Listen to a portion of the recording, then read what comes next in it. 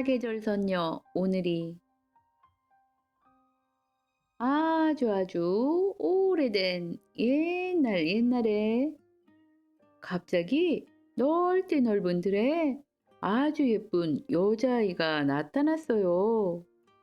그 여자아이를 발견한 사람들이 물어보았죠. 너는 누구니?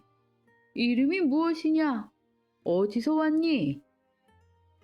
저는 부모님도 모르고 이름도 성도 나이도 몰라요. 그냥 이들에서 태어나 여기서 살아왔어요. 지금까지 혼자 어떻게 살아왔단 말이냐? 하늘에서 학이 날아와 날개로 덮어주고 먹을 것을 가져다 주었어요. 그렇다면 내가 오늘 우리를 만났으니 오늘을 너의 생일로 하면 되겠구나. 그럼 너의 이름도 오늘이라고 하자구나. 이렇게 해서 오늘이라고 불리게 된 아이는 사람들을 따라 마을로 들어와 살게 되었답니다. 오늘이가 보니 다른 사람들은 모두들 가족을 이루어 사는데 오늘이만 혼자서 아무도 없었죠. 오늘이는 점차로 부모님이 그리워졌답니다. 나의 부모님은 어떤 분일까? 어디에 계신 걸까? 어느 날 오늘이를 친손주처럼 돌보아 주던 백시 부인이 오늘이를 불러서 말했어요. 오늘아, 부모님이 보고 싶지 않으냐? 어찌 보고 싶지 않겠습니까? 부모님을 한 번만 뵐 수 있다면 죽어도 한이 없을 것 같아요.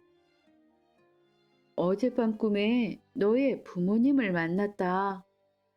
내 부모님은 지금 하늘나라 신관 선인이 되어 원천강을 지키고 계신단다. 원천강은 어느 곳인가요? 어떻게 그곳에 갈 수 있나요? 거기는 사람이 갈 수 없는 멀고 먼 곳이란다. 저는 꼭 부모님을 만나고 싶어요. 가는 길을 알려주세요. 정 그렇다면 남쪽으로 흰 모래 마을을 찾아가 별칭당에서 글을 읽고 있는 도령에게 길을 물어보거라. 고맙습니다. 오늘이는 바로 길을 나섰어요. 남쪽으로 길을 잡아 하루 종일 걸으니 흰 모래가 펼쳐진 곳에 우뚝 선 별층당이 있고 그 안에서 글 읽는 소리가 들려왔어요. 사람을 찾으니 푸른 옷을 입은 도령이 나왔답니다. 저는 오늘이라고 합니다. 부모님을 찾아 원천강으로 가는 중이에요. 원천강 가는 길을 알려주세요. 저는 장상이라고 합니다. 원천강은 아주 먼 곳이지요. 서쪽으로 연화못을 찾아가 연못가의 연꽃나무에게 길을 물어보면 가는 길을 알 수 있을 겁니다. 그러면서 장상이는 한 가지 부탁을 덧붙였어요. 원천강에 가시거든 제 사연도 좀 알아봐 주세요. 왜 밤낮으로 여기 앉아 글만 읽어야 하고 집 밖으로 나갈 수 없는지를요. 꼭 알아다 드릴게요.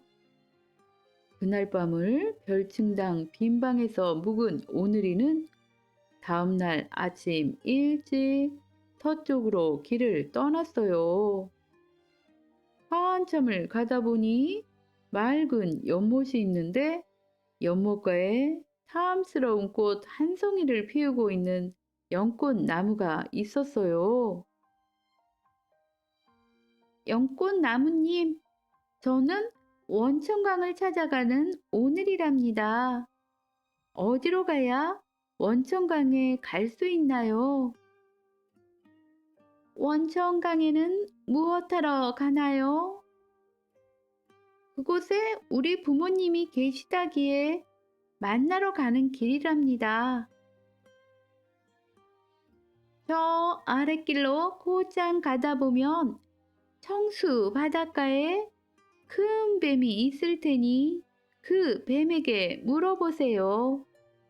그리고 원천강에 가시거든 내 신세를 좀 여쭈어 주세요.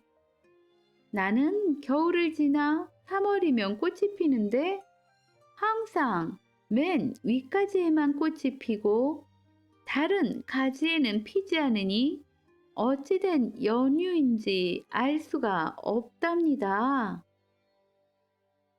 꼭 알아다 줄게요. 오늘이가 다시 길을 나서서 한나절을 걸으니 푸른 물이 넘실거리는 청수 바다가 나왔어요. 바닷가 모래밭에 큰 뱀 한 마리가 있었지요. 오늘이가 다가가서 원천강 가는 길을 물어보니 뱀이 말했어요.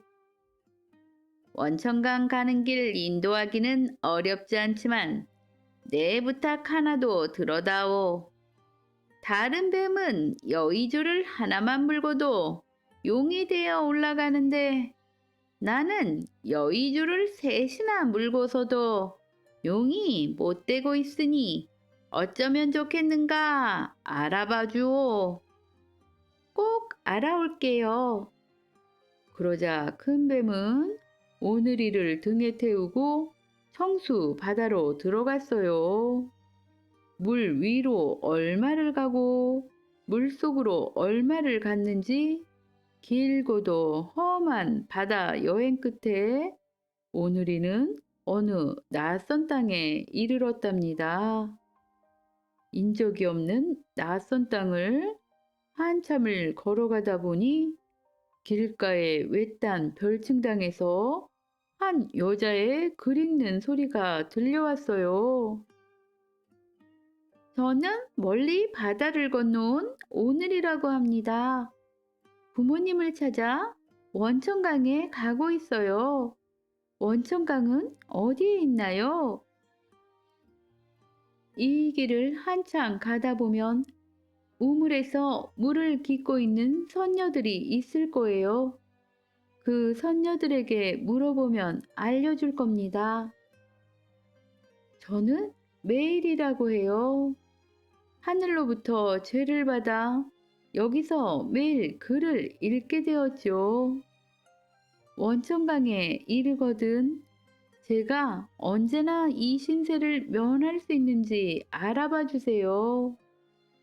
그래서 오늘이가 알겠다고 하였죠. 오늘이가 매일이와 헤어지고 다시 길을 나서서 가다 보니 갈래길 옆 우물에서 젊은 여자들이 슬피 울고 있는 모습이 보였어요. 오늘이가 다가가서 물었죠.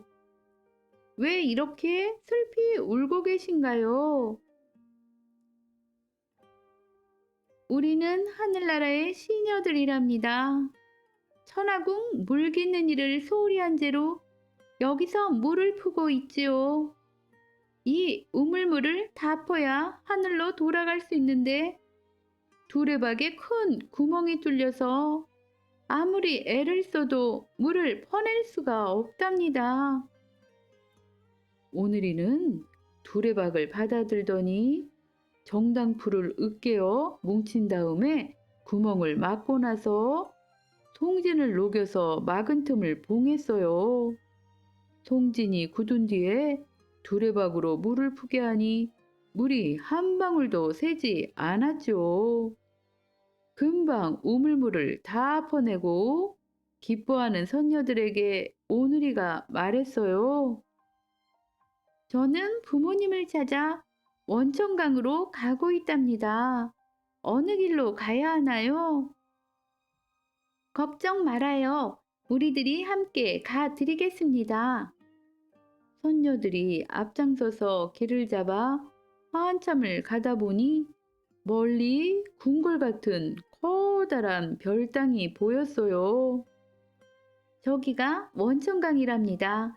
꼭 부모님을 만나세요. 손녀들은 오늘이의 앞길을 축원해주고 하늘로 올라갔어요. 오늘이가 궁궐 같은 별당에 가까이 가보니 집 주위에 높은 담을 둘렀는데 험상궂게 생긴 문지기가 성문을 막고 서 있었지요. 저는 인간 세상에서 부모님을 만나러 온 오늘이입니다. 문을 열어주세요. 안 된다. 여긴 아무나 들어갈 수 있는 곳이 아니야.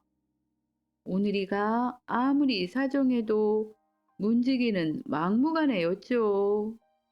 오늘이는 눈앞이 캄캄해져서 땅에 주저앉아 통곡하기 시작했어요. 오늘이가 서럽게 흐느끼니 돌 같은 문지기 마음에도 동정심이 생겨났죠. 그래서 문지기가 안으로 들어가 그 사실을 고했어요. 그런데 이미 울음소리를 들은 신관이 아이를 안으로 들이라 말하였죠. 오늘이가 꿈인 듯 생시인 듯 안으로 들어가 신관 앞에 섰어요.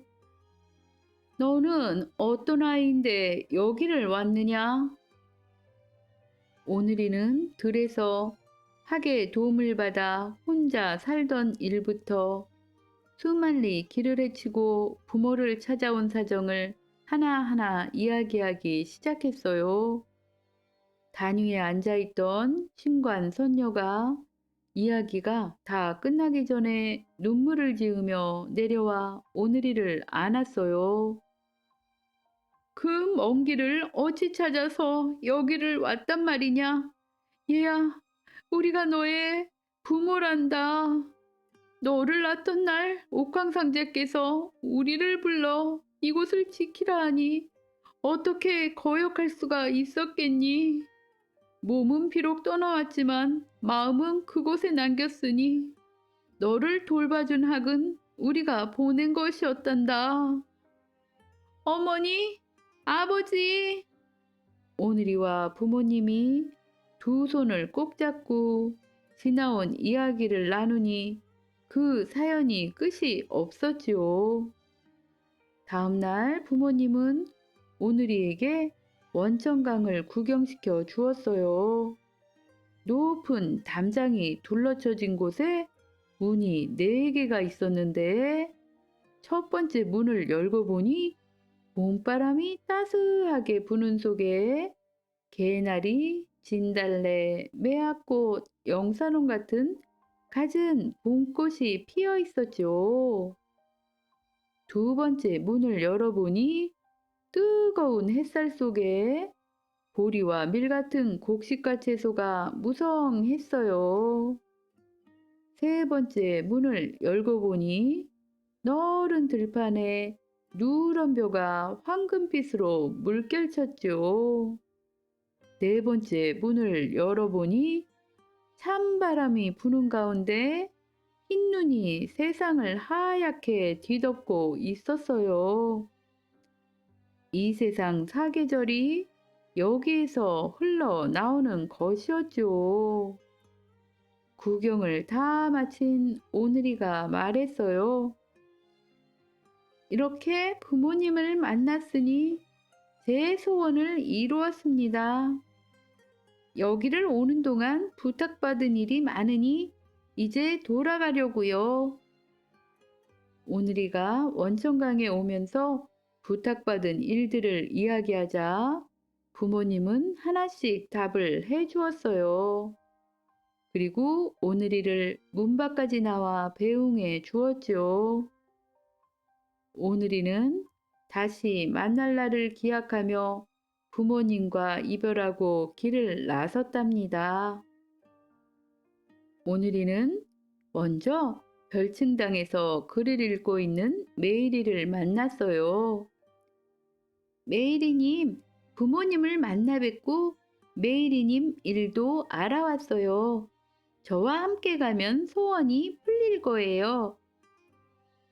오늘이가 메이리를 이끌고 길을 떠나 전날에 바닷가에 이르니 큰 뱀이 여의주 3개를 입에 넣은 채 뒹굴고 있었죠. 왜 용이 못 되는지 알아왔어요. 바다를 건네주면 알려드릴게요. 큰 뱀은 기뻐하며 오늘이와 메이리를 등에 태우고 수만 리 물길을 헤엄쳐 청수 바닷가에 닿았답니다. 하늘에 못 오르는 건 여의주를 3개나 물었기 때문이래요. 하나만 물으면 용이 될 수 있지요. 그러자 뱀은 힘찬 소리와 함께 용이 되어 하늘로 올라갔답니다. 그 다음은 연화못의 연꽃나무를 찾아갔어요. 위까지의 핀 꽃을 처음 보는 사람에게 주면 가지마다 꽃이 핀답니다. 연꽃나무는 얼른 위까지의 핀 꽃을 꺾어 오늘이에게 주었어요. 그러자 가지마다 꽃봉오리가 싹 트면서 탐스러운 꽃이 송이송이 피어나기 시작했지요. 오늘이와 메이리는 길을 걸어 흰모래 마을 별층당에 도착했어요. 예전처럼 장상이가 글을 읽고 있었죠. 원천강에서 장상이님 일을 알아왔어요. 장상이님처럼 몇 년간 홀로 글을 읽어온 아가씨를 만나 짝을 이루면 만년 영화를 누리실 수 있답니다. 세상에 그런 아가씨가 어디 있을까요? 여기 모셔왔어요. 메일이 님이시죠. 두 분이 짝을 이루시면 행복해지실 거예요. 장상이와 메이리는 서로를 마주보며 손을 꼭 잡았어요. 오늘이는 전에 자기가 살던 마을로 돌아가 백씨 부인을 찾아갔죠. 백씨 부인에게 부모님 만난 일과 오가면서 겪은 일을 다 이야기하고 뱀한테서 받은 여의주 1개를 선물로 드렸답니다. 백씨 부인은 예전에 외로운 소녀가 아닌 오늘이를 꼭 안아주었어요. 그 이후로 오늘이는 부모님이 지켜주신다는 것을 알고 마음 편히 잘 살게 되었답니다. 나중에 오늘이는 옥황상제의 부름을 받아 한 손에는 연꽃을 들고 한 손에는 여의주를 들고서 원천강을 돌보며 사계절을 세상에 전하는 선녀가 되었답니다.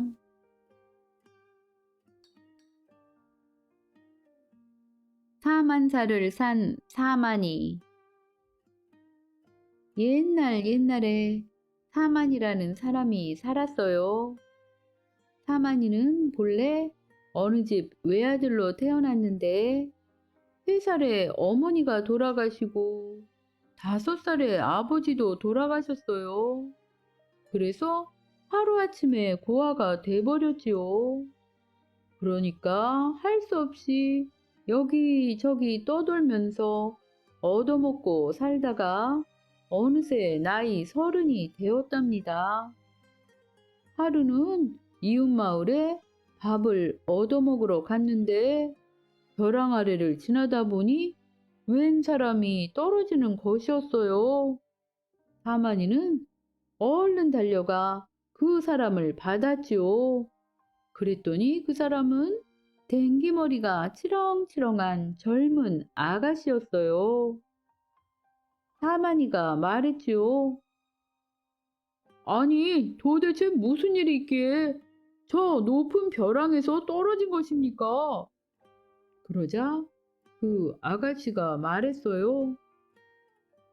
저는 외동딸로 태어나 부모님 덕분에 잘 살고 있었는데 3년 전에 어머니가 병들어 돌아가시고 며칠 전에 아버지마저 세상을 떠나셨어요. 그러니 이제 더 이상 세상에 의지할 곳 없는 신세가 되어 살아갈 길이 막막하여 죽고자 하였습니다. 하고 말하는 것이에요. 그러자 사마니가 말했어요. 그렇다고 목숨을 버려서야 되겠습니까? 사실은 저도 부모님을 여의고 세상에 혼자 남았으니 이것이 우리의 인연이 아닌가 싶네요. 그래서 아가씨는 사마니와 함께 혼인을 하여 부부가 되었어요. 택시는 천성이 부지런해서 쉬지 않고 일을 해서 그럭저럭 밥은 굶지 않고 살게 되었죠. 혼인한 지 몇 해가 지나자 아이들도 생기고 살아가기가 더 힘들어졌는데 사마니는 너무나 게을러 도통 일은 하지 않고 남의 집 밥만 얻어먹고 배부르면 집에 와서 잠만 자는 것이에요. 어느 날이었어요. 그것을 보다 못한 아내가 말했어요. 자, 이것을 받으세요. 이것이 무엇이오? 제 머리카락입니다. 겨울이 다가오는데 아이들 입을 옷이 없으니 이대로라면 아이들이 어떻게 추운 겨울을 나겠습니까? 장에 가셔서 이 머리카락을 팔아 아이들이 입을 속옷을 사오세요. 그래서 장에 간 사마니가 성냥에 머리카락을 팔고 옷을 사러 가는 길이었어요. 사람들이 많이 모여 시끄러운 곳이 있었지요. 사마니가 가보니 생전 처음 보는 활이라는 것과 화살이라는 것이 있었어요.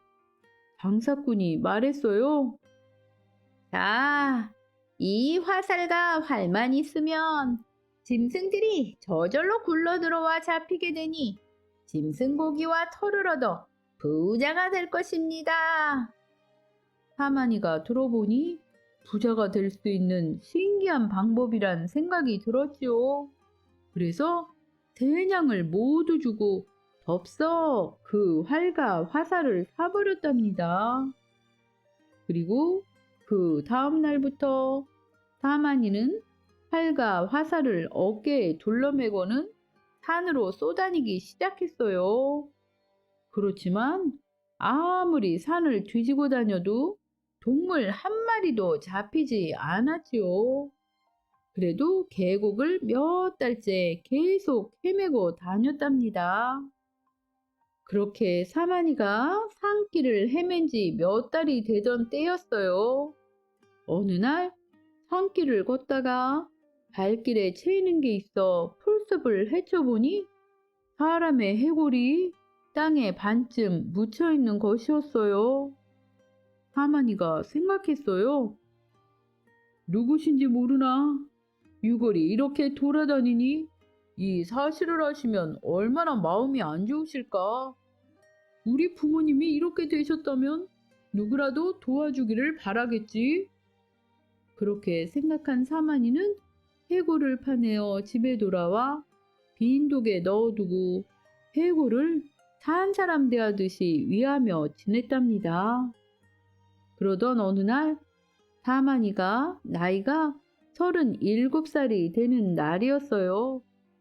저승의 염라대왕이 사마니의 수명이 다 되었으니 잡아오라고 저승차사에게 시켰답니다. 그런데 그날 밤 사마니의 꿈에 머리가 허연 노인이 나타나 말했어요. 나는 자네가 구해준 유골의 주인일세. 내가 자네의 마음이 너무나 고마워 알려줄 것이 있다네. 사실 자네의 수명이 내일이면 끝나는 날이라네. 내일 저승에 3차사가 내려와 자네를 잡아가려 할 것이니 내가 시키는 대로 하면 저승차사들이 자네를 잡아가지 못할 것이라네. 하고 말을 해주는 것이었어요.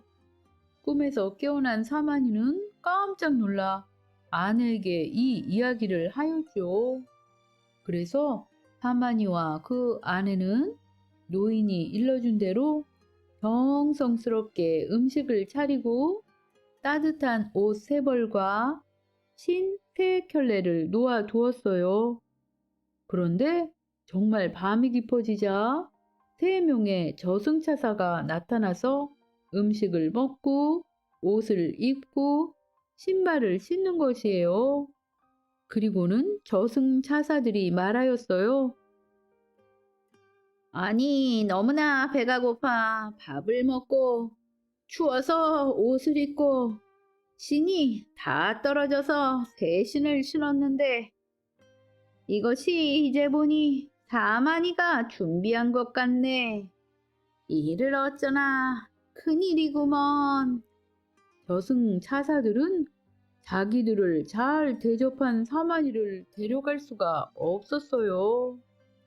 그래서 세 명의 저승차사는 부랴부랴 저승으로 돌아가 저승 장부를 펼치고는 사마니 이름 뒤에 37이라고 적혀 있는 사마니의 수명을 가운데에 0을 2번을 더 집어넣어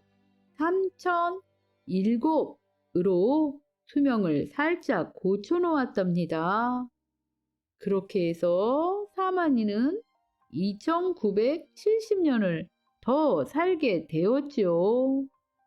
오래오래 살다 보니 사마니는 꾀가 늘어 제 수명을 끝날 때만 되면 저승차사를 대접을 해서 수명을 또 늘려버렸답니다.